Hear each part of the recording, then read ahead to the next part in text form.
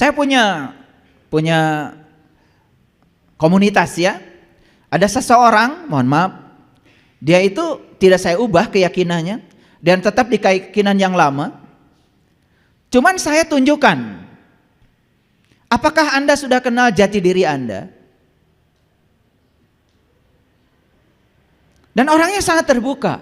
Begitu saya bimbing untuk mengenal jati dirinya, apa yang terjadi? Dia pulang dan kemudian membaca ulang kitab suci keyakinan dia. Dan dia menangis. Semua bagian yang dia baca itu dikasih stabilo. Karena apa? Dia merasakan getaran yang luar biasa. Mengalami dulu baru memahami. Jadi seperti itu sebetulnya metode belajar. Para nabi, para rasul itu mengalami dulu baru menceritakan yang beliau alami dalam bahasa verbal. Nah, kita sekarang itu tidak mengalami pengalamannya, tiba-tiba mencoba menafsir-nafsirkan bahasa verbal yang mereka sampaikan. Pengalamannya tidak ada. Itulah yang kemudian membuat kita menciptakan pembenaran setiap saat. Makanya kebohongan yang diulang-ulang lama-kelamaan juga dianggap sebagai kebenaran. Mana yang paling bagus? Merasakan madu dulu baru berbicara tentang madu? Atau berbicara tentang madu belum merasakan madu? Orang yang sudah merasakan madu ketika berbicara tentang madu tidak akan jauh dari pengalamannya. Tapi orang yang berbicara madu belum pernah merasakan madu pasti akan membuat tafsir tentang madu. Yang berbahaya, tafsir yang dia buat itu diberikan kepada banyak orang. Lalu ada gambaran baru tentang madu karena sudah disampaikan berulang-ulang. Kan sangat berbahaya. Semakin jauh kan dari kebenaran, itu yang disebut dengan dolalam ba'id, itu yang disebut dengan kesesatan yang jauh. Tetapi orang tidak menyadarinya karena lebih suka membaca apa kata orang. Betul nggak? Padahal orang yang menuliskan pernyataan tentang madu itu sampai sekarang dia boro-boro minum madu. Lihat madu aja barangnya kayak apa? Belum. Tapi itu sudah jadi buku tentang madu dari orang yang belum pernah melihat dan merasakan madu. Bahaya nggak? Semua orang akan mengikuti dia. Apalagi sudah pakai gelar itu, gelar ini yang ngomongnya. Tambah berbahaya. Betul nggak? Nah, lucunya kita itu kalau lihat tulisan apa saja nggak pernah tanya. Makanya saya kalau pergi ke toko buku cari buku, saya tidak cari buku yang banyak daftar pustakanya. Semakin banyak daftar pustakanya, semakin tebal bukunya, semakin banyak apa kata orang. Apa kata penulisnya? Malah tidak ada. Maka saya cari buku yang tidak daftar pustakanya. Hampir semua buku-buku spiritual, apalagi buku spiritual dari barat, tidak ada daftar pustakanya. Kenapa? Yang diceritakan oleh mereka itu adalah pengalaman yang terjadi. Itu kejujuran. Paham maksud saya? Ini malah kita terbalik. Semakin banyak daftar pustakanya, semakin kita percaya. Padahal semakin banyak dia menyadur, semakin banyak apa kata orang. Betul nggak? Kata dia yang menulisnya. Makanya dia tidak berani menulis di halaman depannya penulis, bukan. Dikarang oleh, kan dikarang. Namanya juga ngarang. Betul nggak? Iya. Dikarang itu kan berarti bukan yang sebenarnya. Tapi kalau ditulis oleh written by, nah itu. Kalau buku-buku barat yang asli biasanya begitu tulisannya. Written by. Siapa? Itu pasti pengalaman. Jadi kalau dikarang oleh isinya pasti ngarang.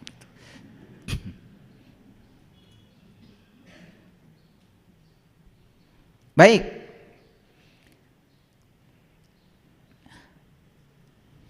Ada siloka, ada perumpamaan.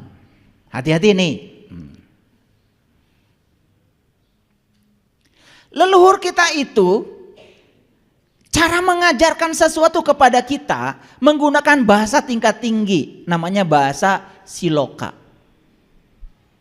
Bahasa lainnya adalah perumpamaan, bahasa Arabnya adalah amsal, misal, itu bahasa Arabnya. Dan ternyata Quran itu banyak sekali silokanya, perumpamaannya. Lucunya itu perumpamaan dipahami betul-betul sebagai kenyataan. Itu yang salah konsep. Contoh, Shirathul Mustaqim kata orang tua kita, rambut dibelah 7. Otak kita langsung mikir, begitu rambut dibelah 7, ya rambut dibelah 7. Gimana gergajinya ya? Betul? Dan katanya itu jembatan itu membentang dari A ke B. Di bawahnya api yang menyala-nyala. Kan sudah ruwet pikiran kita. Betul nggak? Mana rambut dibelah 7, rambut satu aja kemungkinan jatuh sudah besar. Apalagi rambut dibelah 7. Merenan kakaragan nete geus rahet. Rambut dibelah 7 kan lebih tajam daripada silet. Betul nggak? Jadi kemudian dibayangkan siloka itu seakan-akan yang sebenarnya. Padahal kalau kita mau belajar di Quran, Shirathul Mustaqim itu kata Quran, jalannya orang-orang yang dapat nikmat. Yang dapat nikmat cuma 4, para nabi, para siddiqin, para syuhada, para sholihin. Itu kata Quran. Dan Shirathul Mustaqim itu disilokakan oleh leluhur kita, rambut dibelah 7. Kenapa di Arab kalau orang tawaf 7, sa'i juga 7, batu melempar jumroh 7. Coba cari rahasia di balik angka 7 itu sampai menemukan yang sebenarnya, bukan siloka yang diyakini. Paham maksud saya? Kan sekarang ini kita meyakini siloka, meyakini perumpamaan. Itu kan yang membuat kita jadi tidak merasakan apa-apa. Paham? Begitu ada orang yang menyajikan sesajen. Ada kasus tuh di Gunung Merapi, sajen ditendang oleh orang tertentu. Harus diterima nggak dia waktu menendang? Ya kalau kita merasa diri sudah sadar, terima aja, dia belum sadar. Dan yang belum sadar itu kan belum pernah sadar. Ya biarkan aja di tingkat itu. Bukan penghinaan, nggak ngerti kok. Dia tidak menghina, cuman nggak ngerti. Padahal sajen itu sastra jenda, sajian, itu cara leluhur kita berkomunikasi dengan kita, dengan alam. Dan dibalik dari barang-barang yang ada dalam sajen itu kan sebetulnya semua simbol-simbol yang syarat dengan makna tingkat tinggi. Kalau kita belajar sajen ya, di situ ada parupuyan. Parupuyan tahu? Parupuyan itu ya, itu semacam tungku yang terbuat dari tanah liat, kemudian dikasih arang, dan kemudian disulut, kemudian timbul bara. Betul nggak? Itu parupuyan namanya. Terbuat dari apa? Dari tanah. Tanah apa? Tanah liat. Berapa unsur yang membentuk parupuyan? 4. Tanah, air, api, udara. Parupuyan itu lambang dari tubuh kita. Ada api di situ. Coba, parupuyan itu baru berguna kalau ada apinya. Begitu ada apinya, membakar apapun bisa. Betul nggak? Membakar kemenyan juga jadi wangi, kan begitu. Apa maknanya? Itu simbolik dari leluhur kita bahwa diri kita ini tubuh harus ada apinya. Ada yang menghidupkan di dalamnya. Kalau kita sadar dengan itu, tubuh ini jadi berguna. Kalau tidak sadar dengan itu, tubuh ini mati. Hebat nggak leluhur kita? Cuman kita belum mengerti, sudah menjas. Seakan-akan sajian itu adalah persembahan buat jin, buat kuntilanak gitu. Serendah itu penilaian kita pada leluhur kita sendiri. Ngerti juga enggak? Mereka itu tidak membuat persembahan pada siapapun, hanya pesan bahwa lihat loh parupuyan ada baranya baru berguna. Maka kalian itu hidup baru berguna kalau bisa memahami dan mengenal sejati dirimu yang menghidupkan tubuhmu. Gitu. Dalam sesajen itu ada kopi panas, ada kopi pahit, kopi manis, teh pahit, teh manis. Aduh, kalau itu dibahas tidak akan cukup 2 SKS saya menjelaskannya. Teh itu di mana tinggal? Di tempat yang dingin. Teh itu bergerombol hidupnya. Betul? Dan teh itu ditempa oleh panas, dingin, hujan, badai. Tetapi walaupun ditempa dengan begitu, tetap saja dia menghasilkan pucuk teh. Dan pucuk teh itu tidak selesai, kemudian digarang, betul?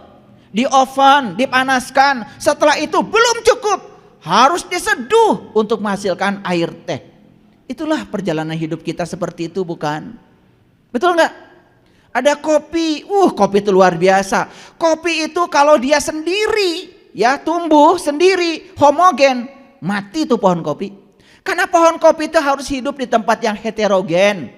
Ada pohon pisangnya, bawahnya kopi tumbuh tuh. Semakin hium, semakin banyak pohon-pohon di sampingnya, semakin bagus tumbuhnya kopi. Kopi itu mencerminkan tentang heterogen kehidupan. Kita ini tidak mungkin hidup bertetangga sama semua. Mungkin saja kita bertetangga dengan suku A, suku B, suku C, keyakinan A, keyakinan B. Jadilah seperti kopi. Tetap adem. Coba, pesannya luar biasa. Udah. Setelah timbul buah diapakan? Dipesek, dibuka, kemudian digarang kopinya, ditumbuk. Gak cukup, diseduh. Tapi kemudian jadilah air yang menyegarkan kopi. Pada seneng kan? Itu siloka. Siloka itu sebetulnya adalah bahasa makna yang dikomunikasikan hanya orang-orang yang cerdas yang bisa menangkap maknanya. Orang-orang yang tertutup gampang sekali menilai, tidak akan bisa memahami itu. Udah dengarkan saja, ada di YouTube kok. Saya sudah cerita tentang sajen, ya, lebih lengkap lagi. Karena hari ini bukan itu. Baik, kita lihat. Ada Quran nih, surat Al-Baqarah ayat yang ke-26. Mari kita masuk dulu pada kajian Quran. Sesungguhnya Allah tiada segan membuat perumpamaan berupa nyamuk atau yang lebih rendah dari itu. Adapun orang-orang yang beriman, maka mereka yakin bahwa perumpamaan itu benar dari Tuhan mereka. Jadi yang yakin akan perumpamaan itu hanya orang yang beriman. Siapa orang yang beriman? Yang sudah mengalami, yang sudah merasakan, yang sudah terbuka pintu kolbunya, yang sudah menyaksikan. Bagi mereka yang sudah sampai di tingkatan itu, perumpamaan itu bukan perumpamaan lagi, sudah nyata dalam dirinya. Maka di Quran Allah berkata begini, ya. Sebelumnya aku berbicara kepadamu dengan perumpamaan, dan kini aku berbicara kamu dengan nyata, senyata-nyatanya. Bagi siapa itu? Bagi yang sudah mengalami Allah. Bukan siloka lagi. Yuk baca lagi ayat ini, ya. Adapun orang-orang yang beriman, maka mereka yakin bahwa perumpamaan itu benar dari Tuhan mereka.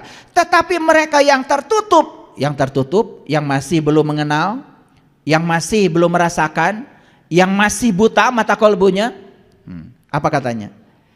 Mereka mengatakan, apakah maksud Allah menjadikan ini untuk perumpamaan? Dengan perumpamaan itu banyak orang yang disesatkannya, dan dengan perumpamaan itu juga banyak orang yang diberi petunjuk. Dan tidak ada yang disesatkan oleh Allah kecuali orang-orang yang fasik. Maka di Quran itu ada orang yang belum tahu, ada orang yang tidak tahu, ada orang yang belum tahu tetapi sok tahu. Itu yang namanya fasik. Pahami bedanya? Karena ada orang yang belum tahu tetapi dia tahu kalau dia belum tahu, maka dia mencari tahu. Kan seneng orang lain memberitahu sama dia. Dia tidak tahu tapi dia tahu kalau dia tidak tahu, kan gampang diberitahu. Tetapi ada orang yang belum tahu, tidak tahu, tetapi dia sok tahu. Diberitahu tidak mau tahu. Ini yang disebut dengan fasik. Kemana-mana dia cerita seperti orang yang tahu. Memberitahu si A, memberitahu si B seperti yang tahu. Padahal dia tuh tidak tahu. Cuman dia penghafal. Banyak menghafal, banyak baca buku. Banyak baca itu, baca. Tapi pengalaman belum mengalami. Itu yang namanya fasik. Jadi orang fasik itu orang yang tidak tahu, tetapi dia tidak tahu bahwa dia tidak tahu, tapi sok tahu, diberitahu tidak mau tahu.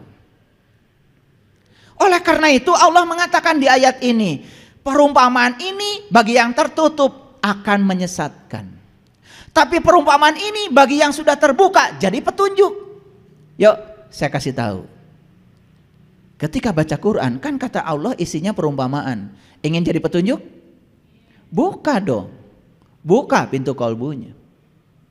Sepanjang kita masih tertutup, sepanjang itu pula kita tidak akan memahaminya. Jadinya menerka-nerka. Paham? Oke. Yuk lanjut dulu. Pelan-pelan ya ngajinya. Watil kal amsalu nadribu halinas wa ma yaqiluha illal alimun. Ini Quran surat Al-Ankabut. Kalau tadi itu surat Al-Baqarah ya. Boleh dicatat tadi ayatnya, surat Al-Baqarah ayat 26. Semua juga sudah tahu ya. Pastilah itu juz pertama kan? Ya. Yang one day one juz itu baca Qurannya pasti udah lewat situ. Ya, lewat maksud saya, nggak mampir. Maaf ya. Ya kalian kan lewat terus, tapi nggak pernah mampir. Ngerti bedanya kan? Iya. Ya kalian nggak pernah mampir ya lewat terus, ya. Sebegitu jelas kata Allah, ini perumpamaan akan menyesatkan bagi yang tertutup, tapi akan menjadi petunjuk bagi yang terbuka. Oleh karena itu, kalau ingin dapat petunjuk, yuk terbuka. Jadilah orang yang tidak tahu, tapi tahu kalau kita tidak tahu itu sudah keren. Clear sampai sini? Oke. Ini agak serius kuliah hari ini saya. Lanjut dulu. Watil kal amsalu nadribu halinas. Dan perumpamaan ini kami buat untuk manusia. Wa ma yaqiluha illal alimun. Tidak ada yang memahami perumpamaan itu kecuali orang yang berilmu. Kan ada pertanyaan sekarang, siapa orang yang berilmu? Ada pertanyaan gitu enggak? Atau lewat lagi?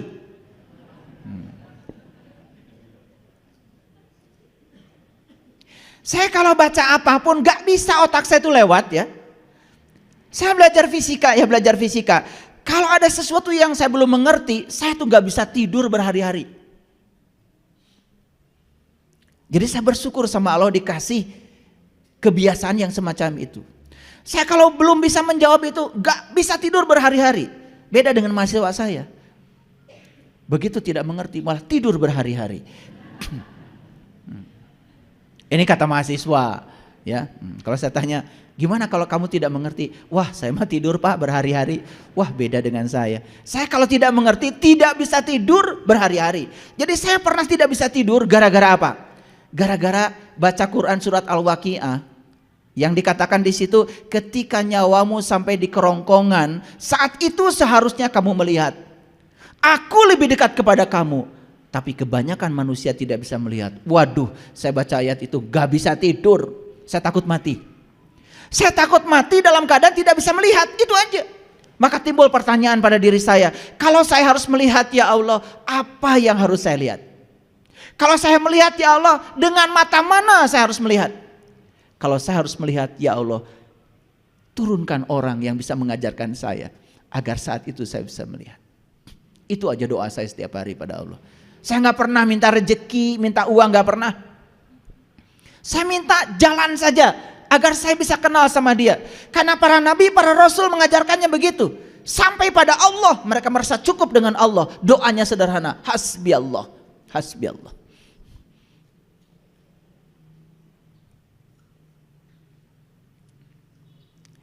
Nah pertanyaannya, siapa yang berilmu? Nah menurut hadis Nabi, yang berilmu itu disebut ulama. Siapa? Siapa? Ulama. Pertanyaan berikutnya kan bingung kita, siapa ulama? Apakah yang menggunakan dandan begini, dandan begitu? Gitu. Yang harus berdandan gitu?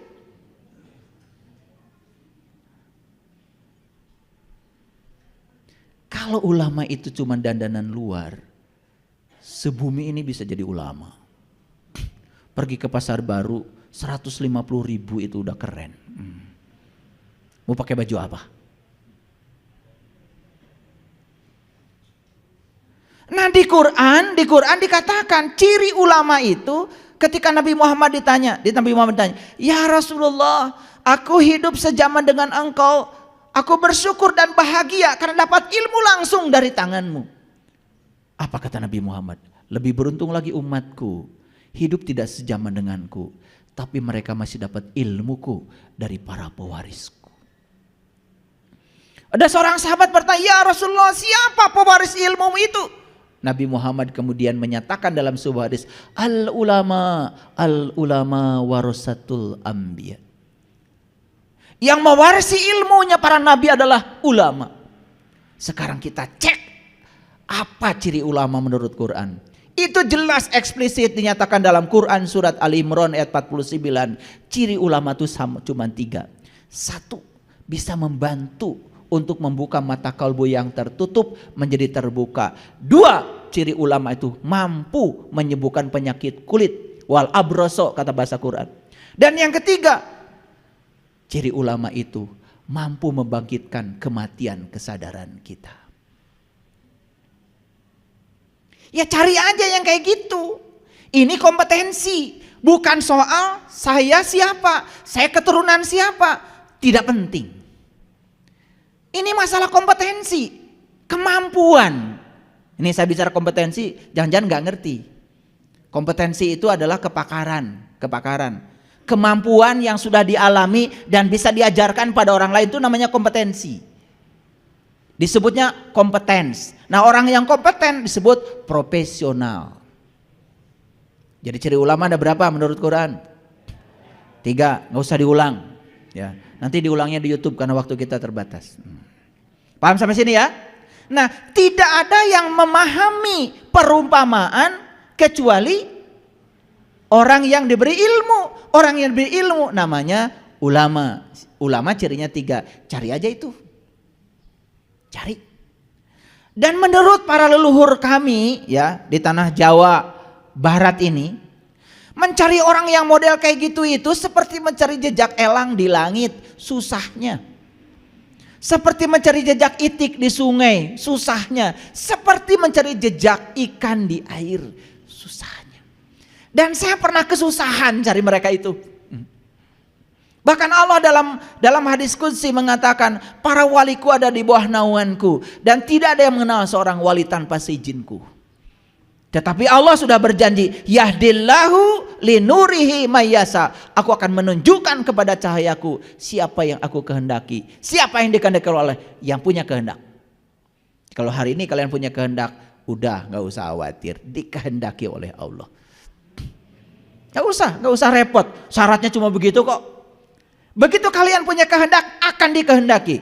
Dan Allah menyatakan dalam hadis qudsi, jika kamu berjalan kepadaku sejengkal, aku merangkulmu sedepak. Dan jika kamu datang kepadaku dengan cara berjalan, aku akan menyambutmu dengan cara berlari. Allah itu lebih responsif karena Dia Maha mengetahui, Dia Maha mendengar. Sedikit saja keinginan kita akan dikabulkan. Sama seperti kalian, sedikit aja punya keinginan sampai di sini, dikehendaki Allah sampai di sini, bukan? Kalau tidak dikehendaki, gak sampai di sini. Asam di gunung, garam di laut. Ketemunya di mana?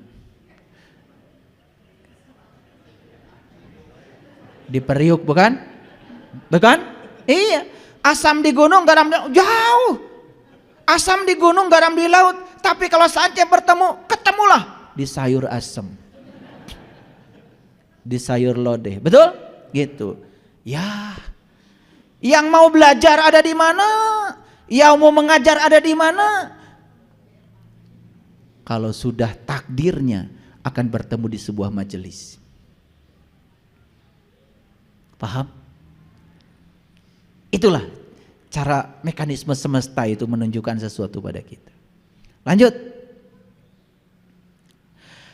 Lau anzalna hadal Qur'an ala jabalil la ra'aitahu khashi'an mutasaddian min khasyatillah wa tilkal amsalu nadribuha linnas la'allahum yatafakkarun.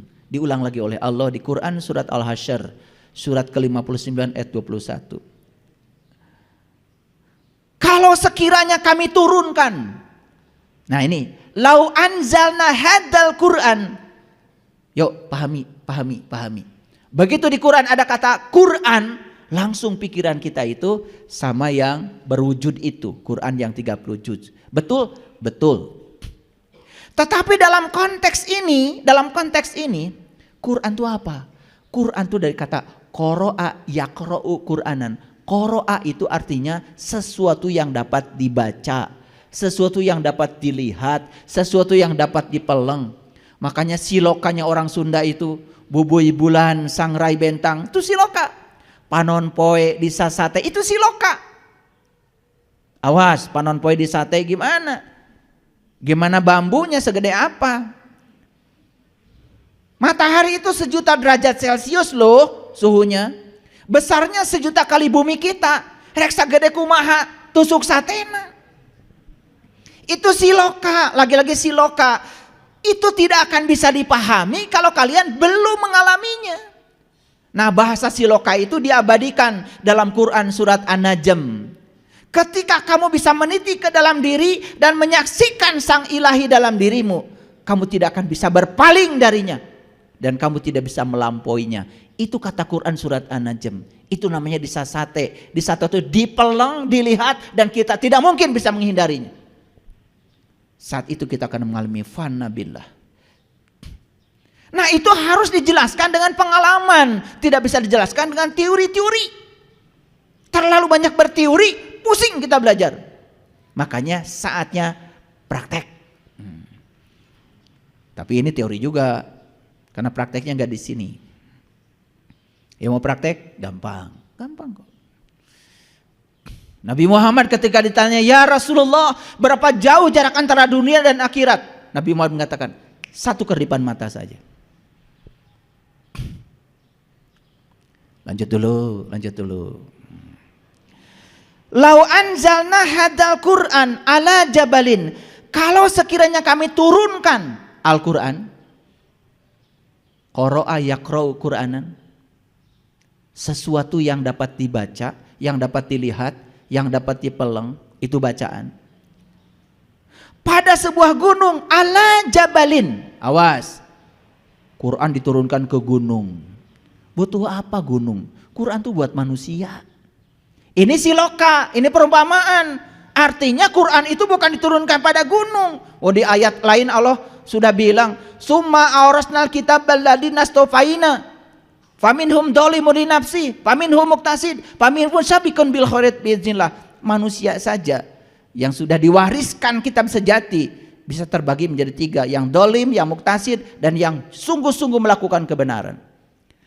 Dan Allah sebelum itu menawarkan dulu pada gunung, gunung menolaknya. Di ayat lain, kalau gunung yang itu menolak untuk menerima amanah, berarti gunung yang di sini jelas bukan gunung Galunggung, bukan gunung Merapi.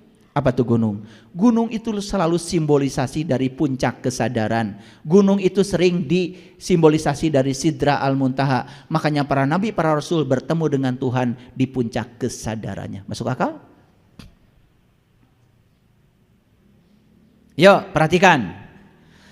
Adakah suatu bacaan yang ketika bacaan ini ditunjukkan kepada gunung, gunung itu menjadi terpecah belah, takut kepada Allah? Ini kalau dipahami secara biasa, jadikan seperti sulapan. Quran turun kepada gunung, gunungnya terpecah belah. Kan belum pernah ada kejadian, siapapun belum pernah melihat itu. Betul nggak? Tetapi kalau ini dipahami secara spiritual, gunung itu adalah kesadaran kita. Ketika kita bisa menyaksikan jati diri kita, kita tidak akan pernah punya kesadaran tentang diri kita. Yang ada cuma kesadaran semesta. Gunungnya hancur luluh. Seperti yang diceritakan di Quran surat Al-A'raf ayat 143. Ketika Musa ingin melihat Tuhan, apa yang dikatakan Musa? Ya Tuhanku, nampakkanlah diri engkau kepadaku agar aku dapat melihatmu. Apa kata Tuhan? Kamu tidak akan sanggup melihatku, tapi lihatlah gunung ini. Kan disuruh lihat gunung juga. Kemudian di ayat itu dikatakan falamma tajalla rabbuhu lil jabal. Ketika Tuhannya bertajali di gunung. Bukan di gunung itu, bertajali di puncak kesadarannya Musa. Kemudian Musa mengatakan, qala subhanaka tubtu ilaika wa ana awwalul mu'minin. Maha suci engkau ya Allah, aku bertaubat kepada engkau dan inilah awal aku beriman. Itu harus dialami sendiri. Yuk kita baca lagi. Kalau sekiranya kami turunkan suatu bacaan kepada sebuah gunung, pasti kamu akan melihatnya tunduk terpecah-pecah disebabkan ketakutan kepada Tuhan. Dan perumpamaan itu kami buat untuk manusia supaya mereka berfikir. Watilkal amsalu nadribuha linnas la'allahum yatafakkarun. Lagi-lagi perumpamaan bukan? Perumpamaan. Jadi bukan Quran diturunkan ke gunung begitu. Itu perumpamaan. Dan Allah mengatakan di ayat ini perumpamaan. Ditegaskan supaya kita jangan menangkap itu yang sebenarnya. Selama ini kan ditangkap yang sebenarnya. Betul nggak? Quran turun kepada gunung, gunung hancur. Gunung Merapi nggak diturunin Quran, hancur juga. Gunung Galunggung tidak terima Quran, meledak juga.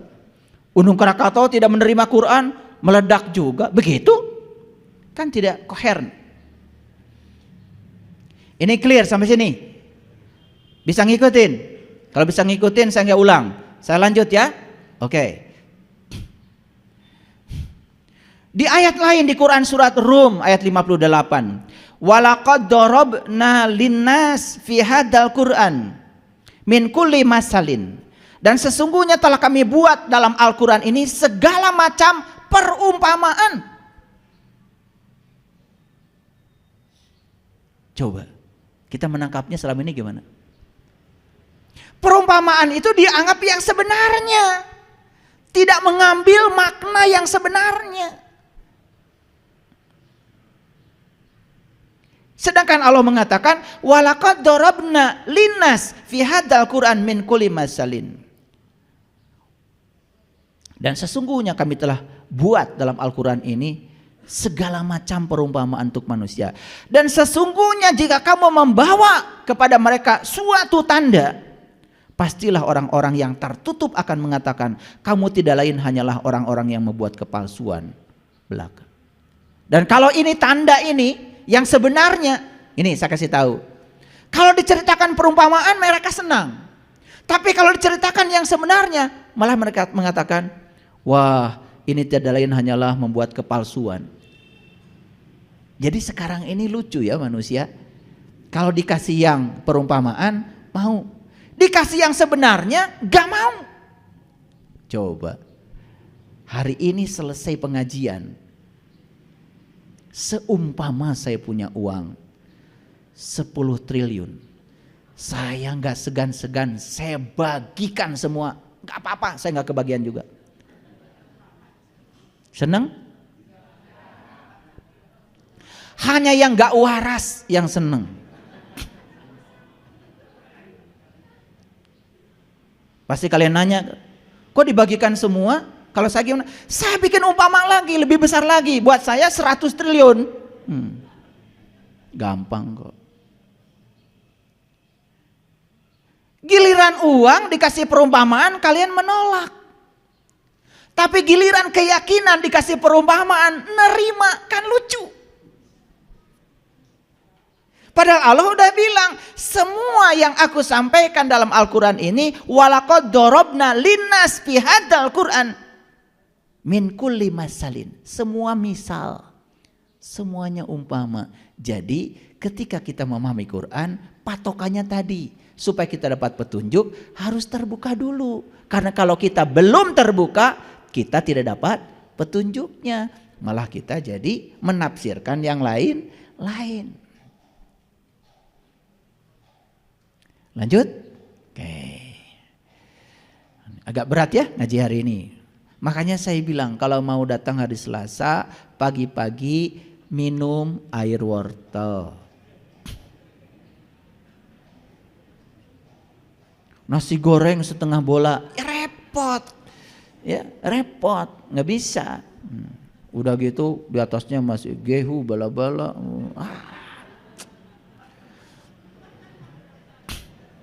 Berat itu, berat. Melawan ngantuk aja berat itu. Nah, dan kalau kita berbicara ilmu dari sisi intuisi, sisi spiritual, seperti tadi disampaikan. Mau tidur saja Pak Sandi gak jadi tidur. Ada sesuatu yang membuat energi, membangunkan kesadaran kita. Oleh karena itu, kalau ada yang ngantuk di majelis ini, wah itu sudah sangat berbahaya itu. lampu merah mendekati mati itu. Bukan lampu kuning itu. Kalau lampu kuning masih ada tanda-tanda kehidupan. Baik, kita lihat lanjutannya. Ini Al-Kahfi surat ke-18 ayat 54. Walaqad syarabna fi hadzal Qur'an linnas min kulli masalin. Ulangan yang tadi lagi. Dan sesungguhnya kami telah mengulang-ulang bagi manusia dalam Al-Qur'an ini bermacam-macam perumpamaan. Kemudian wakanal insan aksaru syai'in jadala. Dan manusia adalah makhluk yang paling banyak membantah. Jadala, jidal itu berdebat. Makanya lucu kadang-kadang ya, keyakinan diperdebatkan. Jadikan benar salah. Betul nggak? Yang ini bawa dalil sebanyak-banyaknya, yang ini nggak punya dalil. Seakan-akan yang dalilnya banyak benar. Padahal belum mengalami, cuman kalah aja dalam debat. Jadala itu jidal itu debat. Jadi lucu. Keyakinan itu jangan diperdebatkan. Cari cara supaya kamu yakin. Kumaha carana? Bukan berdebat. Berdebat itu omong kosong. Makanya semua perdebatan tentang keyakinan ujung-ujungnya benar salah dan mengeraskan hati. Betul? Yang merasa ilmunya banyak merasa menang, yang tidak punya ilmunya merasa kalah. Begitu agama? Tidak. Saya sudah bilang kemarin, kebenaran itu tidak rumit. Kebenaran itu sederhana. Yang rumit pasti bukan kebenaran. Ada yang tanya sama saya, orang yang mati itu sekarang ada di mana, Pak? Apanya? Jiwanya di mana? Ya di sini. Wah. Lu kan waktu mati dia menghembuskan napas terakhir kemana? Kan ke sini. Terus jawaban saya gimana? Oh iya ya Pak ya, sesederhana itu. Iya, terus kenapa? Karena otaknya udah ruwet. Betul nggak? Iya, saya ditanya, Pak, kalau orang yang sudah meninggal di mana sekarang? Ya di sini. Loh, kenapa? Lu waktu menghembuskan napas terakhir kemana? Kan napas itu diambil dari sini, masuk, keluar kemana? Ke sini. Nah, orang mati itu kan menghembuskan napas terakhir, napasnya ke sini, nggak balik lagi, gitu aja kok, sederhana. Di mana? Ya di sini. Terus jawaban saya harus gimana tuh? Lalu saya bilang, sok atuh bantuan saya, kudu kumaha, saya nggak jawab. Nah, lalu saya jelaskan, ini akan tetap ada dan abadi. Semua benda-benda yang ada di sini datang dan pergi. Betul apa tidak? Bumi nanti akan pergi, tapi ini tetap. Matahari akan habis, ini tetap. Kemanapun kalian pergi, kan kalian akan tinggal di sini. Kartos itu, gitu.